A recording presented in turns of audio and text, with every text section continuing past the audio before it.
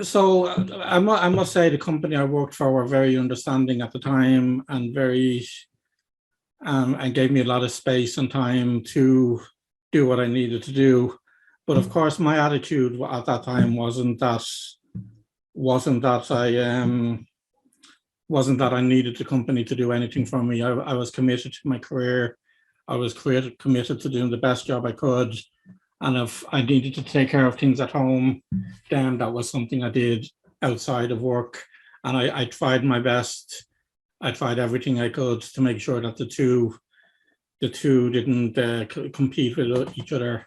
Of course, that was difficult. That added a lot of stress. That added a lot of vulnerability for me and a lot of insecurity. I was constantly expecting things to deteriorate. I was constantly expecting to be sacked because I thought I hadn't done my job properly. The reality was I put extra effort in. I put more stress, a heavier workload on myself, more responsibility on myself to get the job done as best I could and as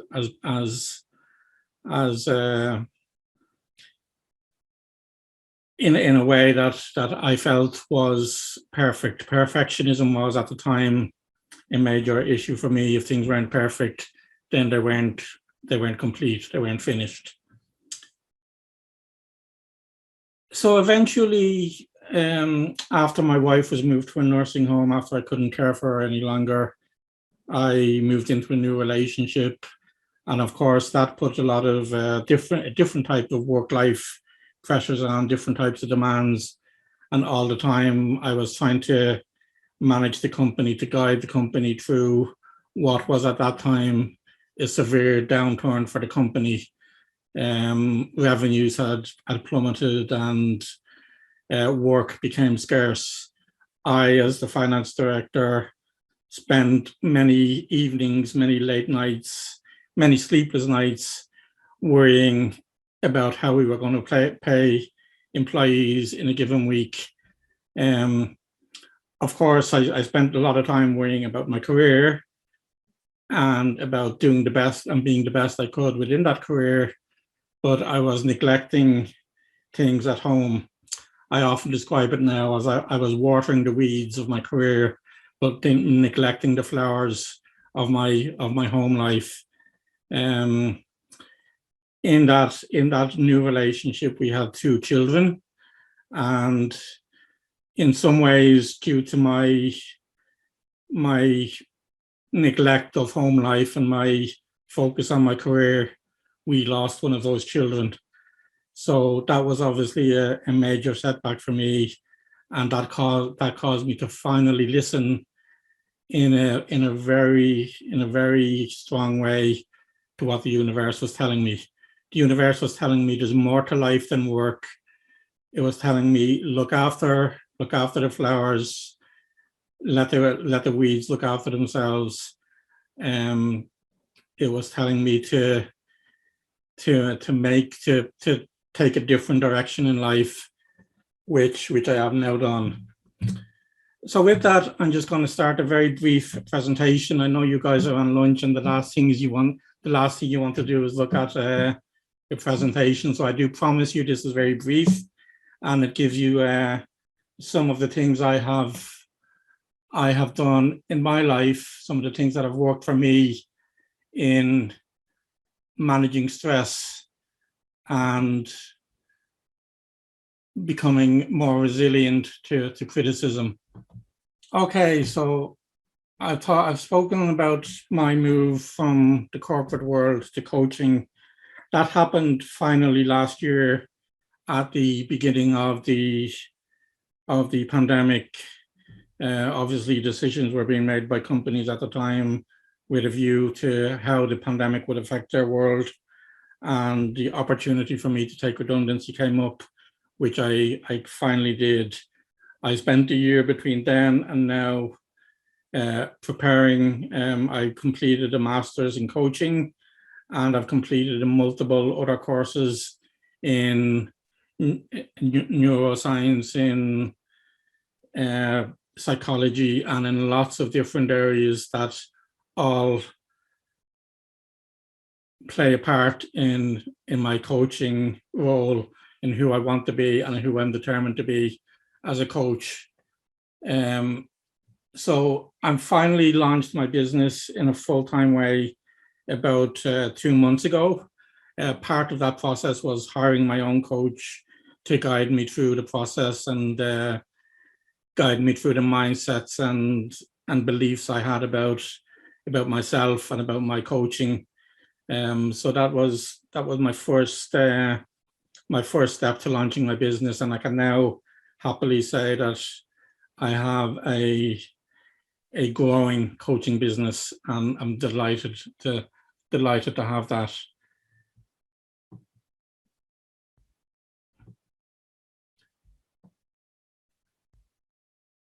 So this is and forgive me if anybody are offended by the use of slight profanities, but it really does explain who I want to help you become and who I hope I have become myself in the world. And that word, it's a strong word, and sometimes strong words are needed to make the impact, but the word is unfuckwittable. So I believe that becoming unfuckwittable is a key to being resilient to criticism and to letting go stress. And believe it or not, there's actually a dictionary definition for the word, which is when you're truly at peace and in touch with yourself, and nothing anyone says or does bothers you, and no negativity or drama can touch you. So I personally think that's a fabulous description of who I would like to become, and who I think if we become this in the workplace, our stresses reduce, our productivity increases, our relationships improve, our relationships at home improve, and for the companies that we work for, the bottom line will improve as well. So it's to me, this is so important. So the first part of this for me is developing self-fueled goals. You will hear a lot of coaches talking about the need to set goals. For me, it's not about setting goals. We have all set goals. We've all set goals throughout our life. We set goals typically on the 1st of January every year, and by the 5th or 6th of January, those goals are forgotten about. Those goals are forgotten about because we're relying on other people or events or other things to help us achieve them. It's important when setting goals that we set self-fueled goals. These are goals that are completely independent of what other people, what they say, what they do. These are goals that we need to set around what type of experiences we want to have. For example, one of my goals is to constantly have love in my life. I can safely say I have that today, and my goal is to have it tomorrow. Another goal I have is personal growth. So every day I want to grow personally. If I improve 1% every day, it won't be long before I'm a much better person. I'm not relying on anybody else to make me that better. I'm not relying on achieving any particular outcome to make me better, or I'm not relying on something. I'm not relying on becoming something, becoming a title, whether it's an accountant, a finance director, or coach. I'm not relying on any of that to make me happy. And the final part of my self-fueled goals that I feel is important is contribution. It's important to make a contribution in a corporate context. It's important to make a contribution to our companies. But in a personal context, in a purposeful, in a meaningful context, it's important to make a contribution to the world we live in. And for me, making a contribution to you guys in this particular webinar is this is my way of making a contribution. Hopefully you will get something from it that will make you slightly more unfuckwittable.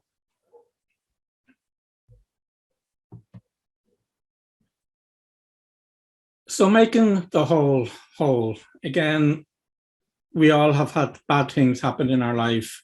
We've all had criticism.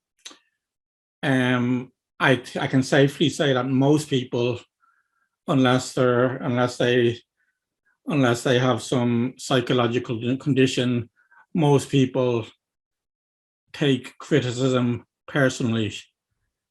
And the reason why they do this is that they have a need for external validation. They're relying on somebody else or something else to tell them how good they are. For example, I remember in one job I had early in my career, I was constantly afraid to finish a project. I had a problem with finishing because I knew my work would be then judged, and if it would be judged negatively, then that person would think negatively of me. It wasn't about the work anymore. It was about me, and that negative view of me would undermine my self-confidence. Of course, what I've learned in 30 plus years experience in the corporate world and 50 plus years experience in life is that criticism is usually about the person offering it. It can be about the task we have done. If it's about the task we have done, then it's an opportunity to learn to improve our skills. If it's about ourselves, it's more likely to be about the person giving it. And why do we allow other people that control over our lives? Why are we relying on validation from the outside? Why are we trying to impress people who don't deserve to be impressed? Why are we looking for other things to make us happy when happiness is our birthright? Happiness is available to us all right now without having to do anything or achieve anything. The other part of this is recognizing that we as individuals are enough. The day we were born perfect. We were born without criticism, without the judgment of others. And if we can take that knowledge that we are enough into our daily lives, into our workplace, then we are not dependent on other people to tell us how good or how bad we are. So every day, actually, I'll show you this, what I have on my phone screen. I don't know if you can see that, but every time I look at a phone, I see the words, I am enough. And for me, knowing that I am enough gives me the power to take the power from other people over. So it's about me validating myself. I rely on self-validation. I rely on my own validation. I am enough. I don't need you or anybody else to tell me how I should be. So some daily practices that I do then to become and remain unfuckwittable. So if I can ask you a question, and if you're feeling confident, you could put the answer into the chat box. I'd love to hear it. But how are you feeling? How are you feeling right now? Maybe you're feeling great. Maybe you're feeling anxious. Maybe you're feeling stressed. The important aspect of this is not the feeling itself, but being able to recognize it. being able to know in the moment, right now, how we are feeling right now is the first part in dealing with those difficult emotions. If the emotions are difficult, if the emotions are great, then wonderful, all the better. I'm delighted that you're happy. The next part of this, so self-awareness. The first thing about that is you cannot change something of which you are unaware. So if you're unaware that you're feeling stressed, you're going to become more stressed. That stress is going to take over. You'll become more and more stressed. And that stress will ultimately, the body, I believe, keeps the score. That stress will manifest itself in some physical way sooner or later. And a couple of things I do to remain self-aware are meditation. I'm not going to go into this in any detail at the moment. Suffices to say at the moment that taking the time to be present in the now, understanding exactly how we're feeling now is important. And another thing that has been scientifically shown to make us more aware is journaling. Write those down, write down the feelings as you're experiencing. This allows ourselves to see the feelings as just feelings. They don't define us, and they don't have to control our lives. We can decide what we do with those feelings.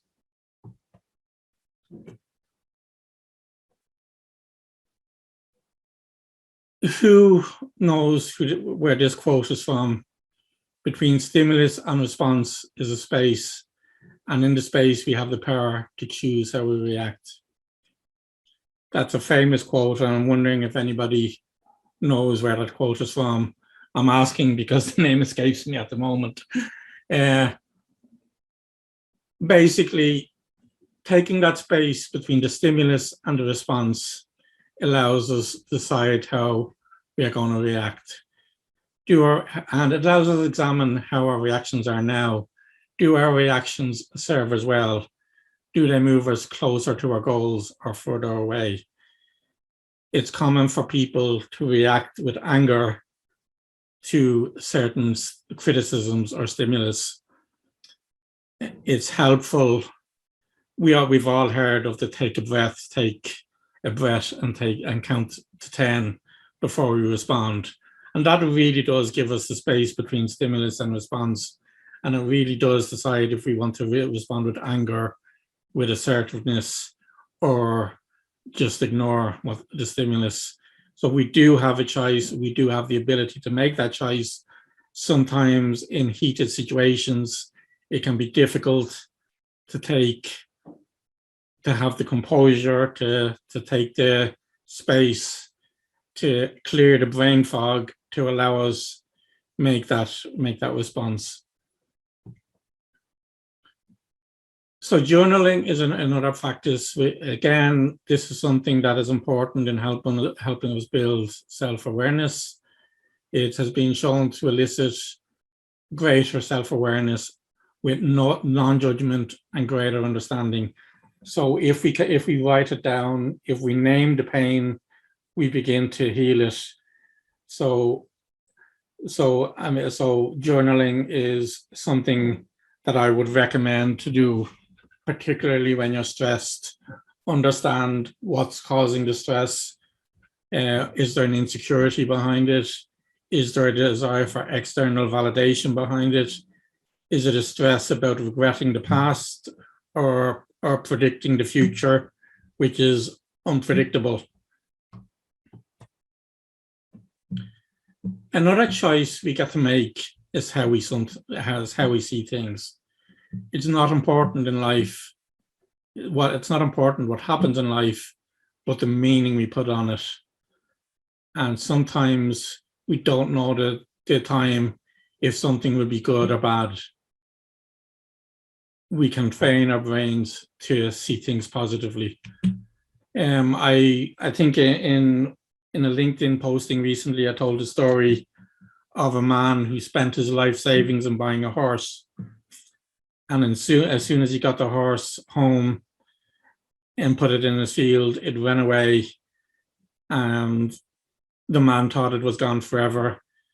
His life savings were gone with the horse, and this was the worst thing that could happen.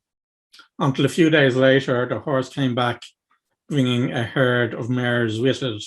So now the man not only had one horse, he had a breeding family of horses. So then his son needed to train the horse. So his son got on the horse and quickly broke a leg. So again, this was the worst thing that could possibly happen until war broke out in the country and all able-bodied men were conscripted into the army. His son was not conscripted because of his bad leg. Again, the disaster of breaking the leg, what he thought was the worst thing that could happen, turned out to be the best. And we all have stories like this in our lives, where the worst thing that happens turns into the best. Or we all have the ability to decide to put the meaning on what has happened. So for me, one of the worst things that happened in my life was the loss of my daughter. I have decided that I am bringing my daughter's spirit, my daughter's memory into my purpose, into my meaning, into the meaning of my life, into everything I do. Everything I do, I'm going to do with the passion of looking to make the world better. So yes, that was a dreadful thing. It's up to me to now use it to inspire me to be a better person.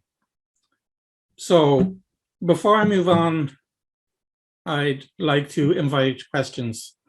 Anybody, any stories they'd like to share, any questions they'd like to ask, any input they'd like to make?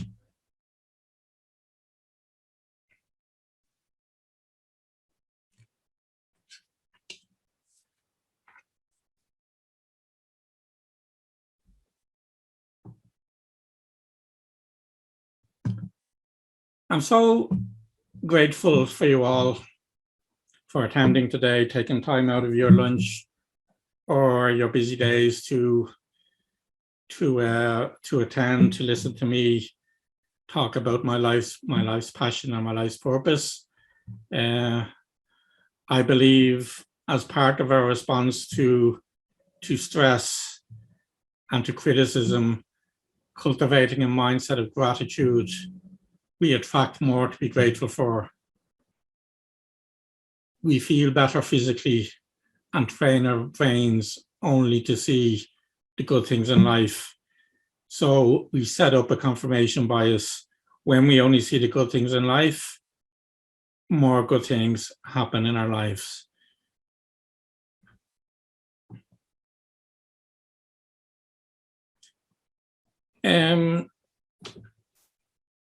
In my promotion of this webinar, Paul, you're waving. Paul, you might want to unmute yourself.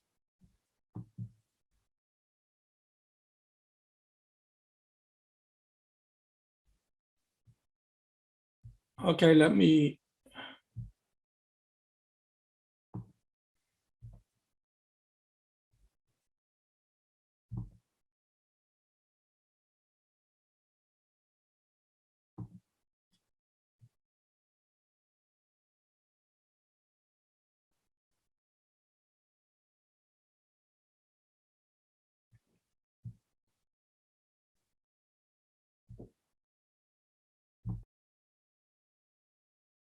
Can anybody else?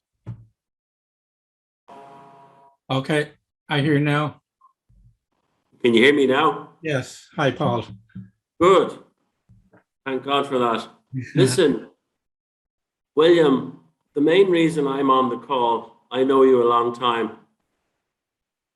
It's very unusual for a man to express their emotions openly, particularly in a forum like this. So I commend you for your honesty and sharing your experience with everybody.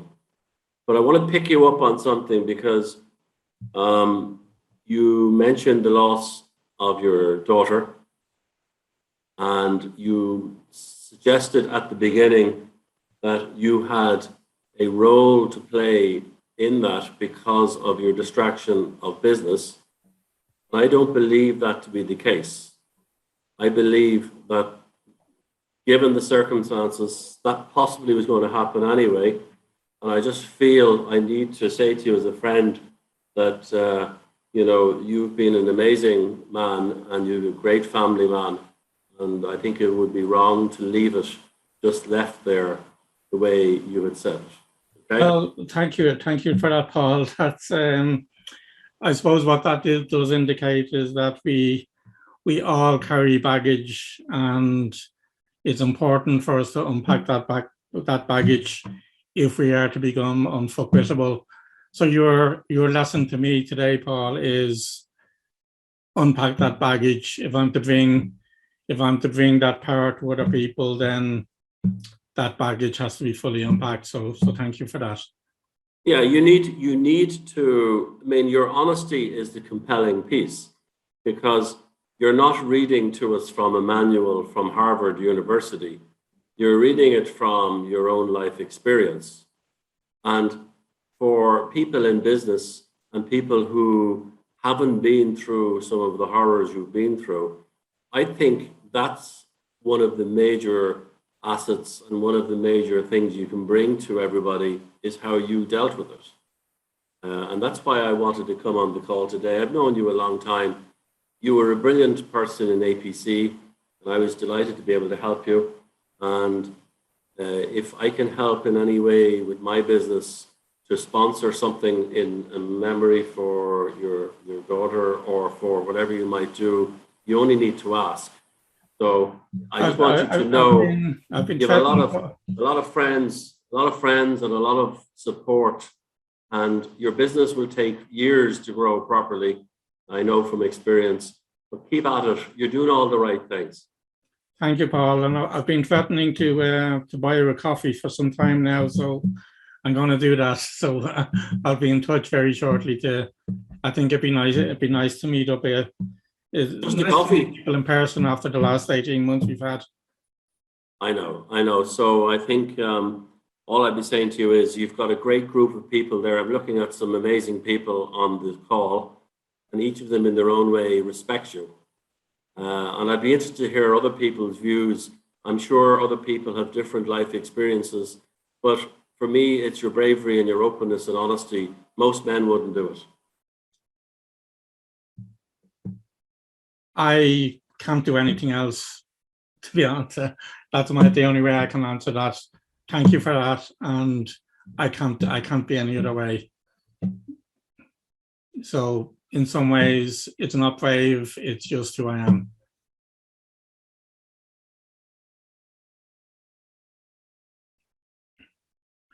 Okay, moving on before I go completely red.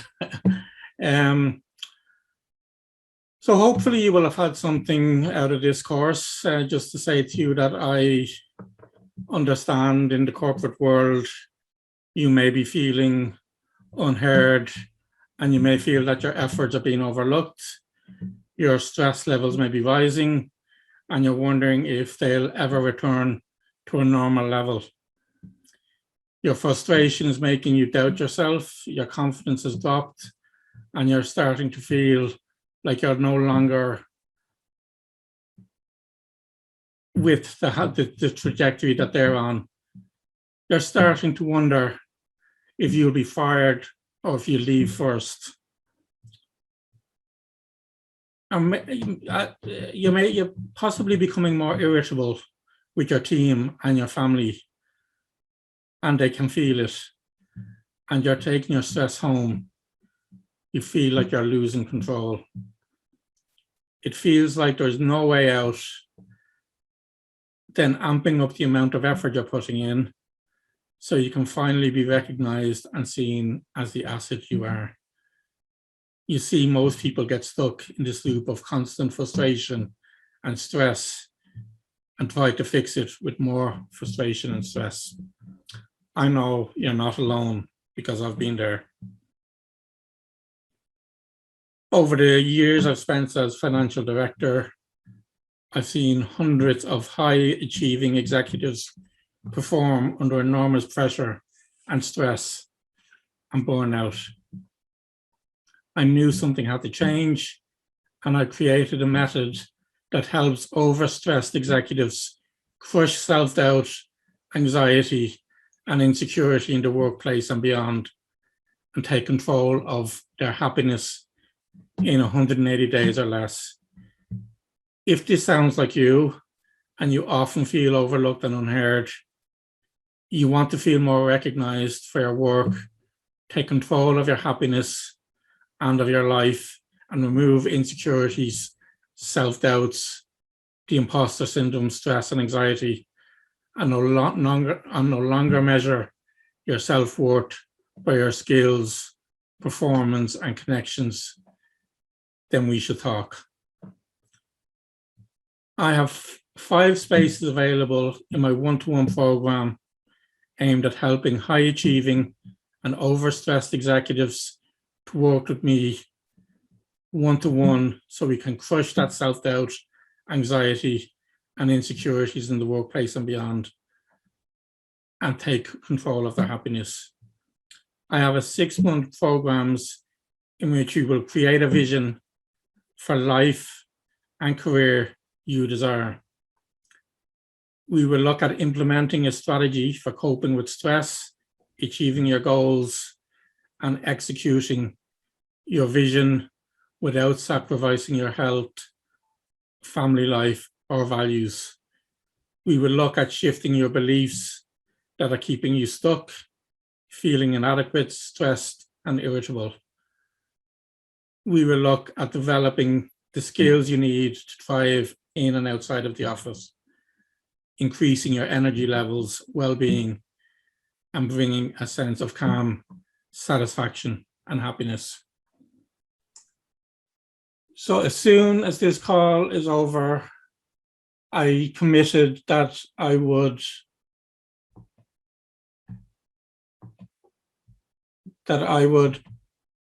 give a free coaching session with one participant of this call. And as soon as this coaching session is over, I will select one randomly and contact you about how we might engage in that coaching session. If you would like to find out more about me, my website is sagacity.ie. I will share this in LinkedIn later. I have a second website where you can sign up for my coaching program or some version of it, prosperousnirvana.com, or you can book a call with me at the link calendly.com, sagacity1. And if you go to that Calendly page, you can book a 30-minute conversation with me to see how and if we can work together. If we are a fit, I would love to work with you. If not, nothing will be lost, and hopefully you will gain some insights and value from the conversation we have. Coaching is well recognized. It's the future of personal development and of leadership, and I hope you can get a lot out of it. So simply having a discovery call to discover if we're a fit might be benefit from you. I'd love to hear from you. I'll post these links to your website. Can you hear me, William? Yes, I can. Listen, 2 things. Firstly,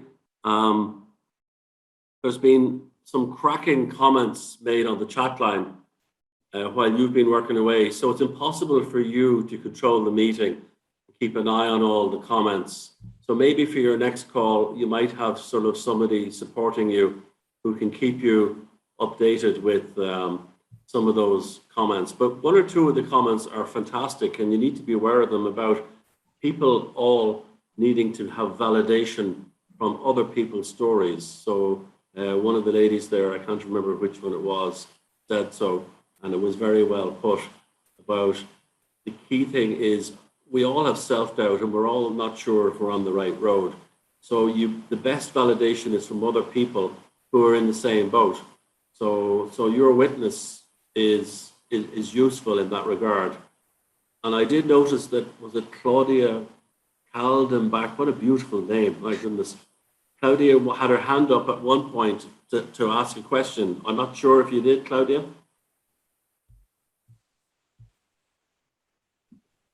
Yes, I did. Yes.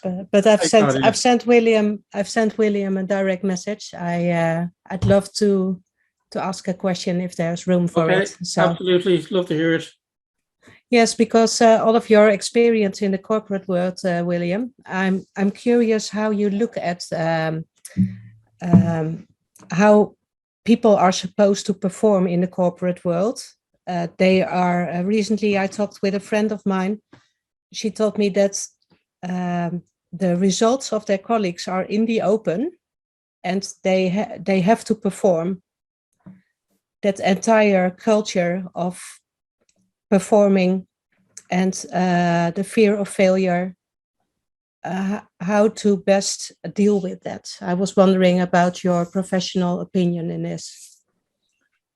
Well, none of this, Claudia, is designed to lessen your performance. The purpose of this is to increase your performance by giving you the confidence and the self-validation to know that your performance will be valued, will be appreciated, and that once you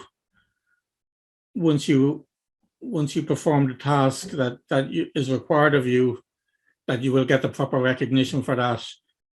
And if that recognition isn't coming, that's not your failure. That's possibly the failure of your leader or other team members. It's important. It's to give you, I guess, the insights, the wisdom to know that the person who you're looking at to give you recognition is perhaps having some issues themselves and aren't in a position to give you that. So I guess one of the issues I had, and I explained earlier how one of the things I had was a fear of finishing things. But without finishing things, then we're not doing our jobs, we're not performing properly. So we got to ditch that fear. With that fear comes a lot of stress. It could be, there's a lot of anxiety about what will the other person think, what will my client think, what will my leader think. And if we can drop that fear, we can drop the fear of finishing. We know that we have been employed because we have the skills to do the job. Now we have to do it. But what sometimes, in my experience, what's preventing us doing it is the fear of having negative judgment on it. So Claudia, And I think, sorry, Paul, sorry, William? Yes, yeah. Because my idea of this is that I am a high performer person. So I want to score, so to say. And the moment that I see that I'm not in the top 3 list, for instance, it would create a lot of stress with me. And still, I know inside that I can only be the best person that I can be. But this kind of culture is then maybe not the best for a high performer like me. Maybe I should be in business like now, or What do you think about that? Maybe we need to have a deeper, longer conversation. Yeah. How does Thursday morning suit?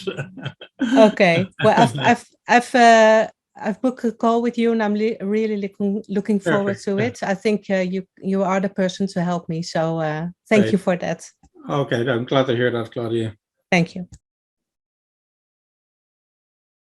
Paul, you wanted to add something there? I was going to say to Claudia that there's no point in bringing different skills and different measurements to a role where the people who are judging you don't care about all of those other things that you do really well, and the only thing they're interested in is selling 100 units or having an income of $1 million or $500,000 or whatever. So if you're number 3, for me, that's superb. But you need to obviously do 2 things. Number 1 is look at the habits of the 2 ahead of you and see what are they doing that you're not doing. And maybe they've had to sacrifice some of their own beliefs to achieve what the company wants. So then you get to that nice problem of, am I doing this to achieve something for someone else? Or do I need to change my role to achieve what I want to do and be successful in terms of what I want to achieve? Is it all monetary, or is it about intellectual stimulation?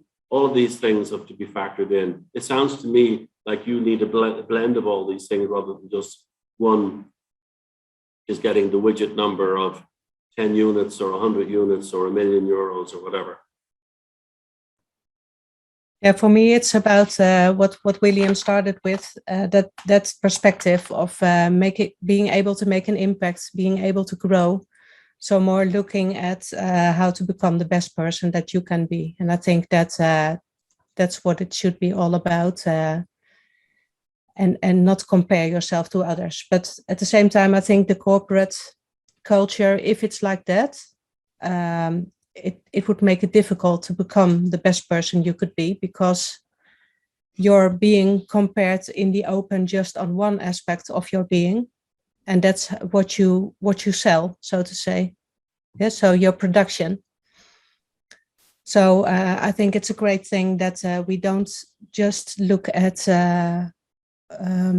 the production, but your values. So what do you stand for, and how is your relationship with your clients? For instance, you can be an outperformer in that area, and people will love you for that. So there's so much more than performance. But in my opinion, working for a decade in the corporate world, was that there was more emphasis on performing. I had to always prove myself, especially as a woman, especially as a young woman.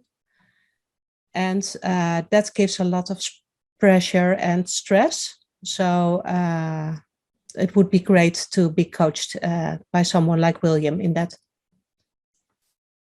So for me, Claudia, and I have to go, William, in a moment, I have another call at 2. Honesty has always been the most important word in any relationship. So you need to be honest with yourself in terms of your core values, because remember this, clients are not stupid. Clients are very smart, and they'll either take you at face value and just get as much out of you as possible for the cheapest price, or they will delve deeper and want a stronger, longer relationship where they see the real you. And you have to be the real you and not a false you. And in that scenario, the relationships last longer. William will know a lot of my clients over the years, and it's just by being honest and being open, there's no falsehood, and maybe you need to look at that, Claudia. It sounds, Paul, as if you have a lot of words there that I'm going to steal for my next. I'll be honest and tell you I'm going to steal those words. Well, William, I'm on this call because I respect you, and I respect anybody who has to change their role. And I knew you from before. I knew your history, and everybody needs support. Everybody needs a peer group, and we need validation. And I'm just happy to be a part of that process for you, my friend. Thank you, Paul. Will, Ian Finnegan here. I just Hi, wanted to Ian. echo that as well. Yeah. Will and I were in college many years ago in studying property, and which I maybe foolishly stuck with, but but along with some other enterprises and It stuff. seemed like a wise idea at the time, Ian. So we've come across each other in a couple of times over the period, but you know, I was intrigued by you know, what you were saying and your story, and out of respect to you, I wanted to show a bit of support coming on today. So I admire you for what you've done, and it isn't easy to change direction and move on to different things. And I have a sort of a reasonably strong entrepreneurial bend in what I do and different businesses I get involved with, although the property would be the primary one. But one of my favorite expressions, and I think it's just applicable to you and to anyone else maybe on this group, is that my favorite description of an entrepreneur is someone who takes every failure as a temporary setback on the road to success. And I think that can be applied to anyone in whatever they're doing. And for anyone who maybe is suffering from a lack of confidence or otherwise because of maybe some perceived failure in something or otherwise, it's a good motto to remember that it's just a temporary setback on the road to success. And I think if you don't first succeed, try again. I think that's important. And as you said before, surround yourself with people who you admire and show you respect and love. Makes a big difference. As I say, we all sometimes have a crisis of confidence or a imposter syndrome or what have you, but I tend to probably fall on the wrong side of probably being probably overconfident with a lack of reason, but it's helped me get through more difficult times going on. But I just wanted to say, just to raise and say, congratulate you, Will, in what you're doing and support for you. Thank you. That's wonderful to hear that, and I'd love to hear more about your overconfidence. Ask my wife.